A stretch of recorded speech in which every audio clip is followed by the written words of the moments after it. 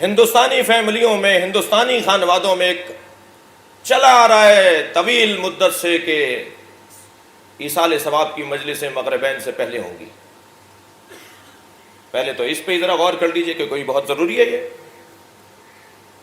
شاید اس زمانے میں روشنی کا انتظام اچھا نہیں تھا، لوگ دور دراز کا سفر طے کر کے دیہات سے آتے تھے یا ایک دیہات سے دوسرے دیہات میں جاتے تھے، انہیں سورج ڈوبنے سے پہلے اپنے وطن لوٹنا تھا، اس لیے مغرب سے پہلے ہی فاتحہ ہو جاتی تھی اور لوگ اپنے گھروں کو چلے جاتے تھے۔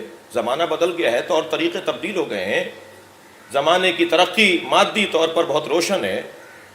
کیا کوئی وحی منزل ہے، کوئی قرآن کی آیت ہے، کوئی حدیث میں آیا ہے کہ مغرب سے پہلے ہی مغرب سے پہلے ہی فاتحہ ہوگی اور مغرب سے پہلے ہی ایصال ثواب سویم چیلم کی مجلسیں ہوں گی؟ اسے قبل ظہر کیوں نہیں کر لیتے؟ اسے بعد از مغرب کیوں نہیں کر لیتے؟ اور عین نماز کے موقع پر، جماعت کے موقع پر فاتحہ ہو رہی ہوتی ہے، اور افسوس تف ہے، ذلت کا سامنا کروا رہی ہے قوم کی ایک بہت بڑی جماعت، پوری شیعہ قوم کو شرمندہ کر رہی ہے۔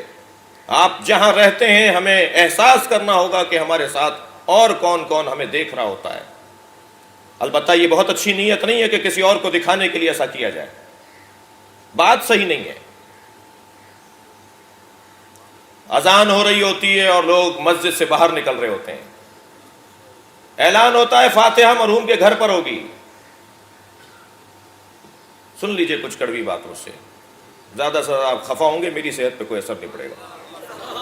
صلوات پڑھ لیں ذرا محمد و آلہ۔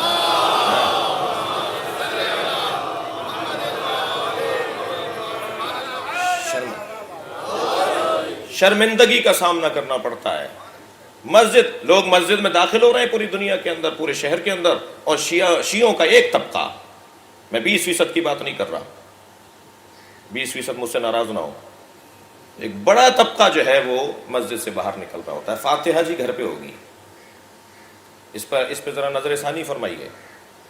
ہم خطیبوں کی بھی کمزوریاں ہیں۔ میں اگر طے کر لوں کہ مجھے مغرب سے پہلے والی مجلس پڑھنی نہیں ہے جی، میں اگر ہمت کر لوں کہ نہیں صاحب اس وقت میں مجلس نہیں پڑھتا، مجلس پڑھنا میرا کام ہے، مگر انتظام، انصرام، اوقات کا تعین تو مجھے حق ہے نا، میں منع کر دوں نہ پڑھوں؟ پیغام دے رہا ہوں ذاکرین کو، خطبہ کو، خدا کے لیے شخص کو نہ بچائیے، شخصیت کو بچائیے۔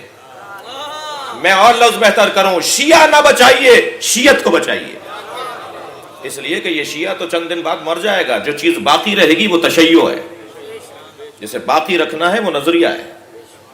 مسجدیں ہماری غریب ہیں، مسجدیں ہماری مسکین ہیں، مسجدوں کا حال ہمارا اچھا نہیں ہے، ہمارے گھروں سے زیادہ اچھی ہماری مسجدیں ہونی چاہیے، مگر ایسا نہیں ہے۔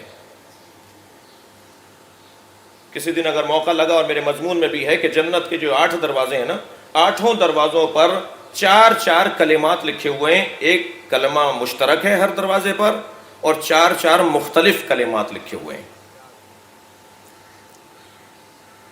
ان میں سے ایک دروازے پر مسجد کی خدمت کرنے والوں کی عظمت لکھی ہوئی ہے۔